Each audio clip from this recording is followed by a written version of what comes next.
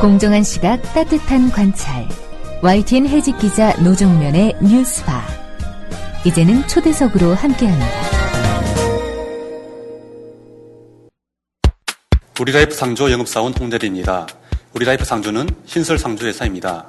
사장님께 국민TV에 광고자 건의했더니 저희 사장님도 국민TV 예청자시며 조합원이지만 혹 회사 세무조사 받고 탄압받는 거 아니냐며 은근히 걱정이십니다. 그래서 영업사원인 제가 제 돈으로 광고하고 우리라이프 상조를 알리려 나왔습니다.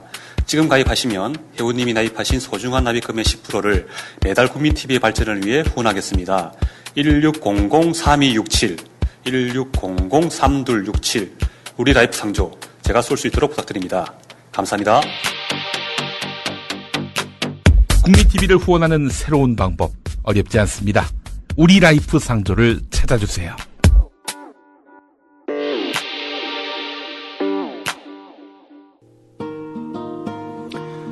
서울시 탈북자 공무원 간첩 사건을 아십니까? 화교 남매 간첩 사건이라고도 불립니다. 탈북자 출신인 서울시 공무원 유우성 씨가 자신의 여동생을 통해 탈북자 정보를 북측에 빼돌리고 수시로 미립북했다는 사건입니다. 언론은 최초의 탈북자 공무원 간첩 사건이라고 호들갑을 떨었지만 지난달 법원은 무죄를 선고했습니다. 오히려 국정원이 간첩으로 엮으려고 증거들을 조작한 게 아니냐는 의혹이 불거나고 있습니다. 왕재산 사건에 이어서 또다시 간첩 조작 논란에 휩싸인 국정원. 그런 국정원이 지금은 서슬퍼렇게 내란 음모 사건을 수사하고 있습니다. 화교남매 간첩 사건 변론을 맡아서 무죄 판결을 이끌어낸 장경욱 변호사 전화 연결돼 있습니다. 네, 장경욱 변호사님. 예, 안녕하세요. 안녕하세요. 예. 자, 우선 화교남매 간첩 사건 개요부터 간략히 설명해 주시겠습니까?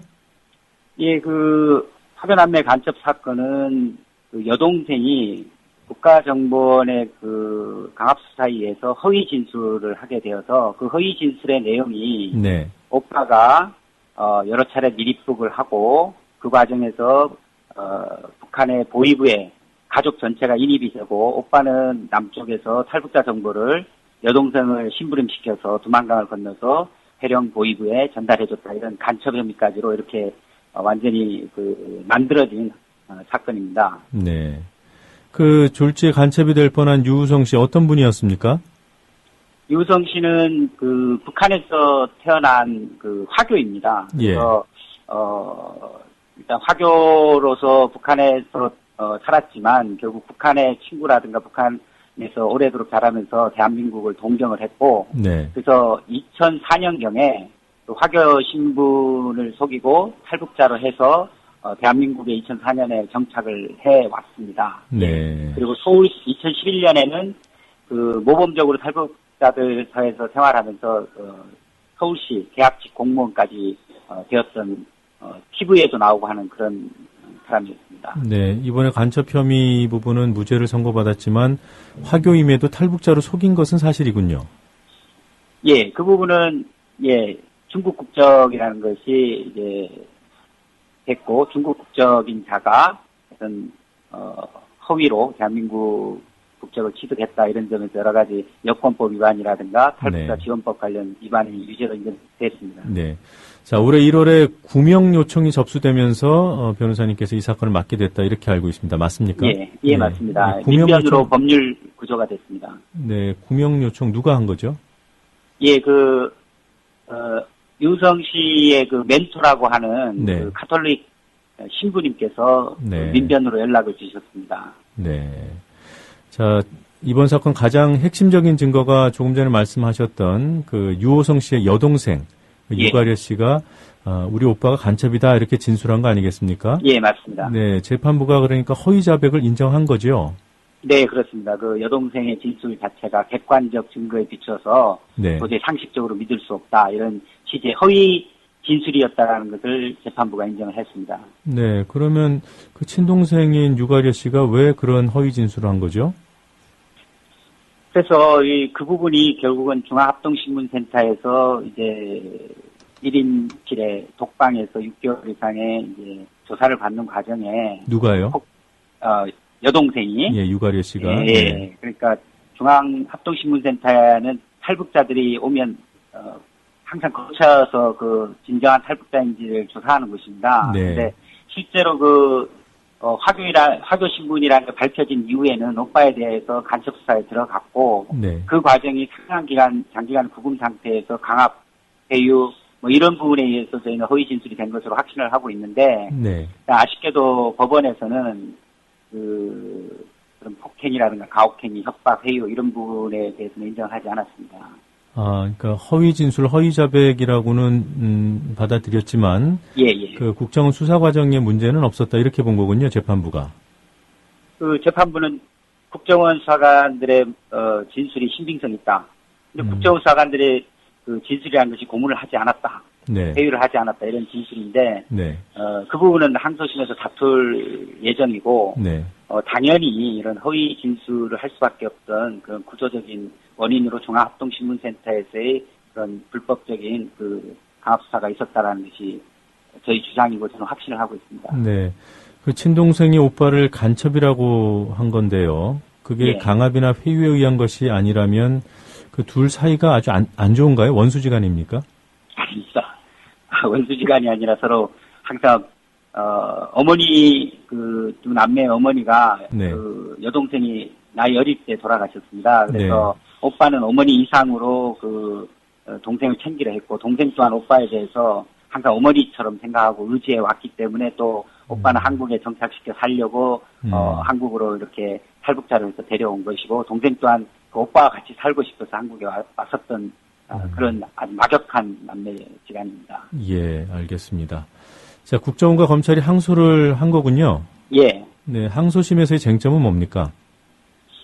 항소심에서의 쟁점도 결국 그 여동생 진술이 강압적으로 이루어졌느냐 여부라든가 그 신빙성 여부가 쟁점이 될 것 같습니다. 네. 근데 유가래 씨가 지금은 이미 중국으로 가고 없지 않습니까? 예, 지금 중국으로 추방됐습니다. 그래서 항소심에서는 1심 기록을 토대로 해서 판단을 해야 하지 않을까 이렇게 보고 있습니다. 네, 다시 유가래 씨가 입국할 가능성은 없는 건가요? 검찰에서 그 유가래 씨에 대해서 증인을 다시 신청을 하고 그 재판부가 채택을 하면 네. 가능성도 있습니다만은 그리고 출입국과 관련된 재반 어떤 신변에 대한 안전이 보장이 된다면 가능성도 있지만 네. 보통 1심에서 여러 차례 그 증인 신문을 했기 때문에 네. 그 2심에서는 좀 중복되는 증인에 대해서는 보통 잘 채택이 안 되고 있습니다. 그래서 그는 2심 항소심에서 그 상황을 봐야 될 것 같습니다. 그러면 지금 변호사님께서도 유가래 씨의 그 증인 채택은 추진하지 않으실 생각이군요. 저희는 일단 무죄를 받은 입장이기 때문에 네. 저희가 어떤 검찰이 어떤 부분을 항소심에서 증거로 세우는 것을 보고 그에 따라서 저희도 변호인들은 그 다음에 네. 증거 신청 여부를 결정하는 게 맞다고 봅니다. 네, 알겠습니다. 자, 그리고 유우성 씨 말이죠. 예. 원래 서울시 공무원이었는데 이제 못하는 건가요? 그게 참 안타까웠습니다. 이 서울시 공무원으로서의 계약직 또 시간제로 근무하다 보니 소위 비정규직이죠. 그래서 비정규직은 기소 즉시 이게 해지를 하도록 이런 규정이 있었습니다. 그래서 그렇군요. 그 부분을 서울시에 좀 불복을 할까라도 생각을 했는데 또 여러 가지 또 유우성 씨와 관련돼서 서울시장님에 대한 여러 또 안 좋은 얘기도 있고 해서 저희가 좀 그건 추후에 한번 이렇게 살펴보기로 하고 네. 결국은 해지됐습니다. 예, 바로 이 사건이 터지고 나서 얼마 되지 않아서 서울시로부터 해지 통보를 받았습니다. 네. 그 일부 보도를 보면 유우성 씨의 국외 추방 가능성을 거론하기도 했더군요. 현재는 재판 중이기 때문에 현재 그 재판이 확정되기까지는 추방되지 않고 재판을 받을 수 있을 것으로 보고요. 네. 확정이 되면 결국 그 중국 국적이기 때문에 중국으로 추방되지 않을까 이렇게 보고 있습니다. 네.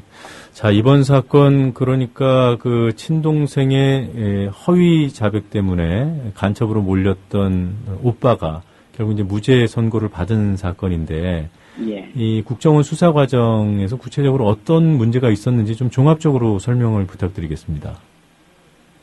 예, 오빠에 대해서 여동생이 허위 진술을 했다라는 것을 저도 알고, 네.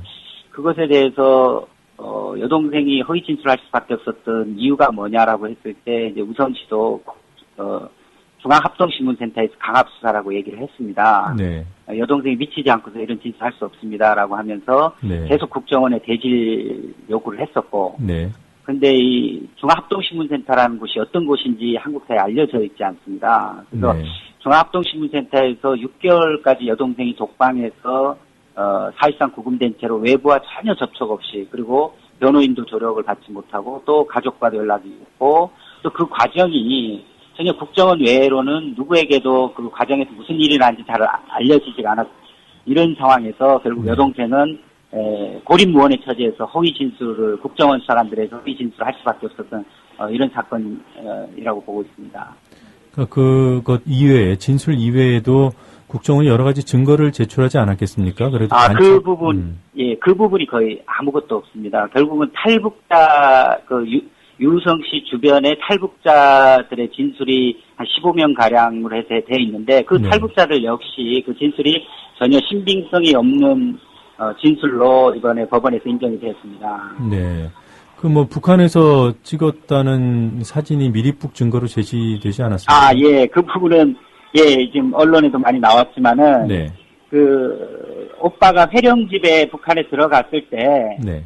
보위부의 선물도 가져가고 보위부로부터 훈장까지 받는 그 과정에 회령에 두만강을 통해서 회령에 들어간 회령집에서 회령집에 있는 앨범을 촬영했다라고 해서 그걸 증거로 냈습니다만, 그 앨범은 사실상은 중국 영길에 있는 집에 있는 앨범을 증거로 이번에 디지털 포렌식 저희가 의뢰한 한양대 김인성 교수님이 밝혀서 그것들이 아마 이 사건이 조작됐으면 결정적으로 밝힌 계기가 됐습니다. 앨범을 찍은 그 기기가 아이폰이었고요. 아이폰. 그 아이폰에서는 촬영을 하면 위치 정보가 나온다고 하더군요. 그게 확인된 건가요? 그게 확인됐습니다. 그 위치가 연길로 확인이 됐습니다. 회령이 아니라. 회령이 아니라 중국이었다. 예. 그리고 같은 날 찍은 여러 장의 사진이 있었다고 알고 있는데요. 그것들 중에 그러니까 일부만 증거로 제출했던 겁니까? 그 부분이 가장 저희가 조작을 의심하고 있는 부분입니다. 네. 그래서 국정원이 그 디지털 포렌식에 사용한 도구도 인케이스라는 세계적으로 이런 디지털 포렌식에 사용하는 그 프로그램이 있습니다. 네. 그러면 저희 측에서 의뢰한 김인성 교수님도 인케이스를 사용을 했는데, 네. 국정원의 변명은 인케이스라는 그 프로그램을 했을 때는 나머지 사진들이 안 나왔다라고 합니다. 네. 그래서 저희가 조작 의심을 법정에서 강력히 주장을 하고 나서 다시 인케이스가 아닌 다른 디지털 포렌식 프로그램을 사용해 본 결과, 김인성 교수님과 똑같은 결과가 나왔다고 아주 재판 진행 중에 그런 변명을 했는데, 저희로서는 그 부분에 대해서는 향후에 진상규명을 꼭 해봐야 될 부분이라고 보고 있습니다. 네. 자, 이 무죄 선고가 난 만큼 국정원은 조작이 아니라고 하지만 비판은 피할 수가 없게 됐습니다. 국정원이 왜 이렇게 무리를 했을까요? 그래서 국정원이 이번 사건을 본인들은 아무런 의도가 없다라고 이렇게 주장을 하겠지만, 저희는 항상 정권 교체기에 있어서 국정원이 자기 존재감을 과시를 해야 될 필요성이 있고, 그 과정에서 결국은 탈북 화교 남매가 하나의 희생양이 된 것으로 이렇게 특히나 장기간 동안 기획수사가 이루어져 왔었습니다. 이 남매에 대해서 끊임없이 주변 탈북자를 통해서 끊임없이 조사를 해오고, 그런 이 남매에 대해서 국가보안법 위반 부분과 관련돼서 계속 오빠를 미행하고 사찰하고 그런 부분들이 진행해 왔었습니다. 네, 유성 씨에 대한 수사는 그러니까 언제부터 시작이 된 거죠? 2006년도에 어머님 장례식 때 다녀온 이후에 그런 부분들과 관련된 정보서부터 해서 한 2007년 8월경부터 진술서들이 주변의 탈북자 진술서들이 차곡차곡 쌓여져 왔습니다. 주변 인물들이 계속 화교다라는 걸 확인해 줬고, 그런 것들은 이번 재판 과정에서 이 사건이 2012년 10월 30일 여동생이 한국에 들어오고, 그리고 2013년 1월 10일 날 유성 씨가 여동생 허위 진술에 의해서 체포되면서 이제 언론에도 났지만, 그 이전에 2011년 그리고 뭐 2010년, 9년, 8년 이렇게 쭉 오랫동안 이 수사가 진행돼 왔었습니다. 그럼 뭐 적어도 수사 착수 시점만 보면 뭐 유우성 씨가 서울시 공무원이었기 때문에 박원순 서울시장에 대해서 흠집을 내라는 게 아니냐 뭐 이런 분석들이 있었습니다만 적어도 수사 착수 시점과 관련해서는 그건 오해겠군요. 뭐 착수 시점은 그럴지 몰라도 이 네. 사건 자체를 계속 그 시간제 파트타임 비정규직인 이 탈북자에 대해서 계속 서울시 공무원이라는 걸 많이 강조를 했고 네. 또 서울시 그의 업무가 마치 기초생활수급자에 대한 어떤 업무 보조에 불과한데 이 부분에 탈북자들도 기초생활수급자에 해당한다는 이유만으로 네. 그 1만 명의 정보가 넘어갈 수 있는 지위에 있었다 이런 걸 네. 강조하다 보니까 결론적으로는 뭐 서울시 시장님이신 이제 박원순 시장님에 대해서 여러 가지로 이제 보수 세력의 공격의 빌미를 만들었고 그런 것들은 뭐 국정원이 충분히 의도할 수 있었다라고 저는 보고 있습니다. 네, 알겠습니다. 자, 이 내란음모 사건 워낙 큰 충격파를 던져준 사건이라 그 변호사님께 좀 질문을 드리겠습니다. 이 사건 예. 바라보시는 시각이 남다를 것 같은데요. 그 과거에 있었던 왕재산 사건이라든가 이번 화교남매 사건과 이번 내란음모 사건을 비교해 볼 만한 건지요? 예, 저는 그 이번 사건이 결국은 공통점이 결국 우리 사회에서는 여전히 이런 네. 그 북한과 연결된 어떤 사건이 발생하면 거기에 대해서는 여론 재판 내지는 마녀 사냥이 벌어지고 거기에 대해서 그 누구 하나 우리 국민 그 누구도 자유로울 수 없다라는 걸 계속 보여주고 있다고 생각합니다. 특히나 네.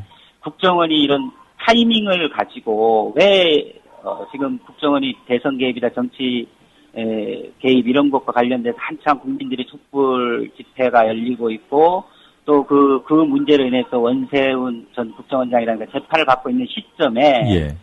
3년 동안 또 충분히 수집된 증거가 있다고 하지만 제가 봤을 때는 별다른 근거도 없이 또 이런 사건이 터지고 나면 우리 사회 정치인들 또는 언론 그 누구도 이 어떤 국정원의 이런 의도라든가 이런 사건에 대해서 좀 차분하게 어떤 냉정하게 이성적인 대응을 하기보다는 결국은 국정원의 어떤 의도에 다 휘말려 들어가는 이런 사건이라는 점에서 저는 공통점이 있다라고 보고 있습니다. 네.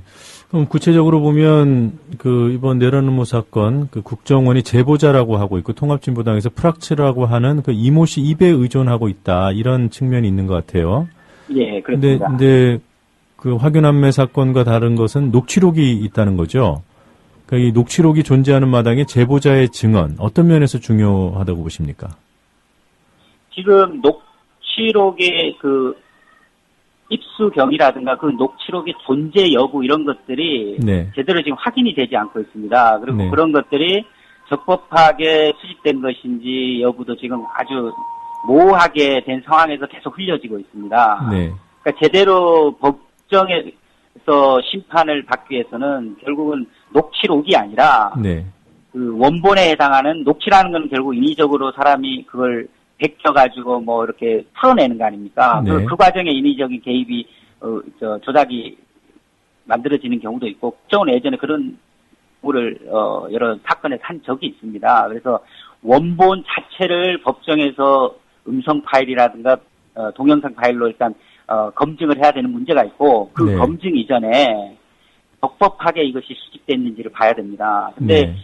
그 내부 협조자라는 사람이 만약에 국정원과 긴밀하게 결합돼서 계속적으로 했다고 한다면 결국은 수사관으로 임명되지 않은 상황에서 본인은 자발적으로 했다고 할지 모르지만은 국정원과 깊이 개입돼서 하면 그럼 국정원이 영장 없이 어떤 뭐 모임에 위장해서 들어가서 결국은 불법적으로 도청을 했다는 것이 아닙니까? 그러니까 예전에 토원복직 사건이라든가 이런 것 같이 지금 청와대 비서실장이 연관된 그런 사건이 있었는데요. 네. 그것도 결국은 그러한 내부에서의 어떤 도청은 증거로 사용할 수 없다라고 이렇게 지금 우리 법은 규정을 하고 있습니다. 네. 그래서 아마 지금 국정원이 녹취록을 흘려가지고 이미 달성하고자 하는 목표는 달성했지만은 네. 법정에서는 이것을 유죄의 증거로 그 원본 증거가 존재하고 있고 그 원본 증거를 내고 또 그 원본 증거가 만약에 그 내부 협조자에 의해서 녹음된 거라고 한다면 또 내부 협조자가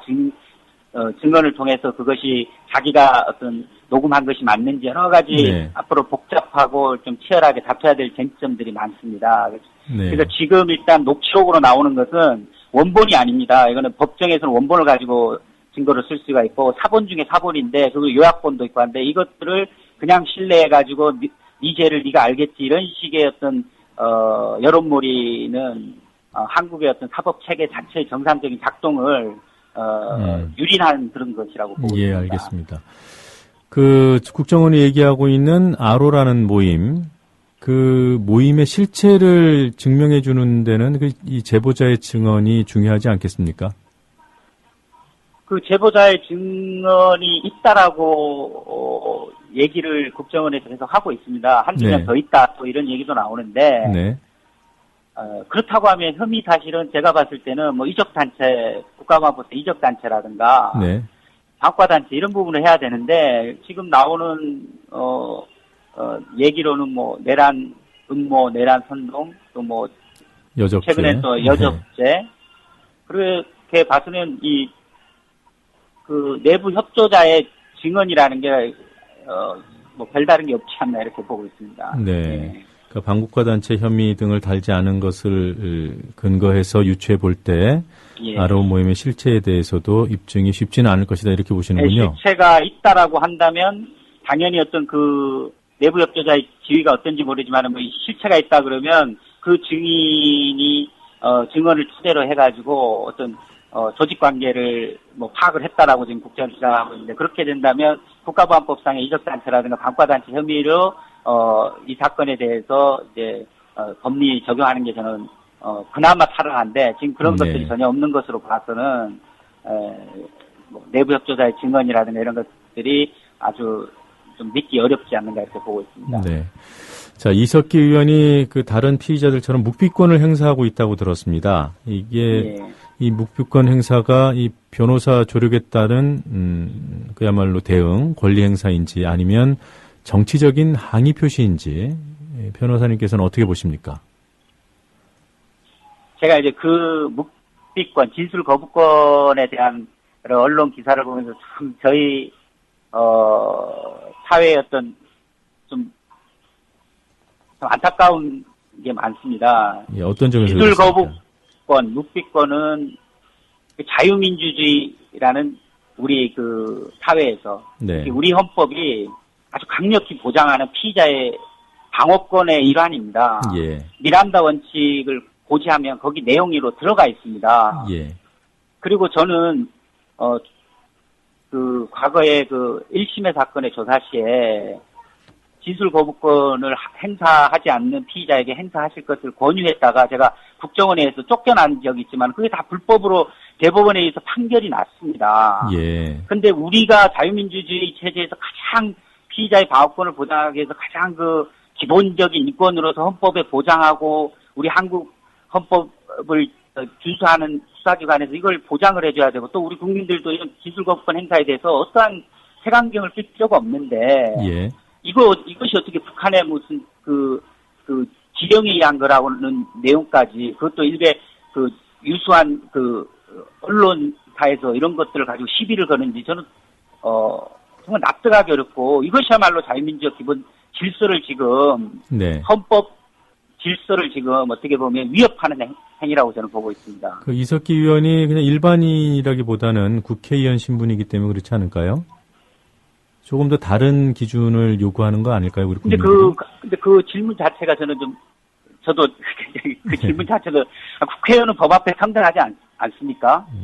아니면 국회의원의 특권이 있다 그러면 그 특권들을 지금 보장해주는 특권은 국민을 위해서기 때문에 하고 네. 그렇지 않다 하더라도 지금 피의자 신분 아닙니까? 예. 이제 그리고 국회의원으로서 특권 지금 다 이제 없어지지 않았습니까? 네. 그러면 이제 피의자고 그 피의자가 변호인의 조력을 받아서 진술거부권을 행사한 것이든 네. 아니면 이 사건이 내란 음모 사건이 조작이고 국정원에 의해서 여러 가지 국정원의 어떤 잘못된 부분들을 물타기 하기 위한 차원에서 자신을 희생양으로 삼아서 그런 정치적 의도에 휘말리지 않기 위해서 묵비권을 행사하든 네. 그걸 보장을 해줘야 되고 우리 국민들이 그거 대해서는 충분히 저는 이해할 수 있다라고 보는데 네. 지금 여기에 보면 여론몰이라든가 종북몰이를 하는 언론, 보수 언론 또 국정원이 묵비권하는 것을 지금 계속 시비 걸어오고 있습니다. 국가보안법 사건마다. 네. 그리고 그것의 원천을 마치 변호사가 교사를 해서 하는 거 아니냐 이런 식의 질문을 저도 많이 받아왔습니다만 네. 그 대법원에 의해서도 제가 지금 말씀드리지 않습니까? 제가 진술 거부권을 그럼 교사를 한 셈이 되는데 진술 네. 거부권을 행사하도록 조력을 해서 거기에 대해 가지고 수사 방해라고 해서 저에 대해서 물리적인 국정원 직원들 행사한 부분에 대해서 대법원 판결에서 위법하다라고 했고 제가 배상까지 받았습니다. 위자료까지. 예. 뭐 제 의견이 그렇다는 건 아니었고요. 네, 예. 질문 드렸습니다. 예, 오늘 이런 시간인데 인터뷰 응해 주셔서 고맙습니다. 예, 감사합니다. 네, 지금까지 장경욱 변호사와 함께 최근 무죄 판결을 받은 서울시 탈북자 공무원 간첩 사건에 대해서 알아봤습니다.